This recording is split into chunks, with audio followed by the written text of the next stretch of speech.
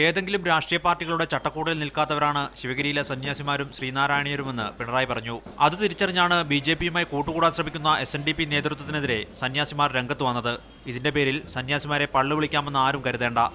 ശ്രീനാരായണീയരെയാണ് ഉദ്ദേശിക്കുന്നതെങ്കിൽ ശ്രീനാരായണ ധർമ്മത്തിന്റെ ഭാഗമായുള്ള സമീപനം കൈക്കൊള്ളണം. ആ സമീപനമാണ് ശിവഗിരിയിലെ സന്യാസിമാർ പറഞ്ഞത്. അതുകൊണ്ട് അവരെ പള്ളു പറഞ്ഞ് ഒതുക്കിക്കളയാം എന്ന് ധരിക്കുന്നത് തീർത്തും അബദ്ധമായിട്ടുള്ള കാര്യമാണ്. SNDPയുടെ കാര്യത്തിൽ CPM ഇടപെട്ടിട്ടില്ല. ഒരു ജനവിഭാഗത്തെ പിന്നോട്ട് നയിക്കുന്ന നിലപാട് സ്വീകരിച്ചപ്പോഴാണ് CPM ഇടപെട്ടത്. അത് ഇനിയുമുണ്ടാകും. നവോത്ഥാന കാലഘട്ടത്തിന് ശേഷമുള്ള ചരിത്രത്തെ തിരുത്തി എഴുതാനുള്ള ശ്രമമാണ്. അത് പുറകോട്ട് നയിക്കാനുള്ള നീക്കമാണ്.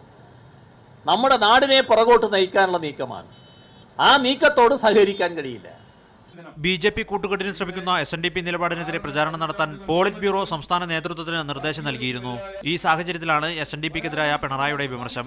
മീഡിയ 1 തിരുവനന്തപുരം.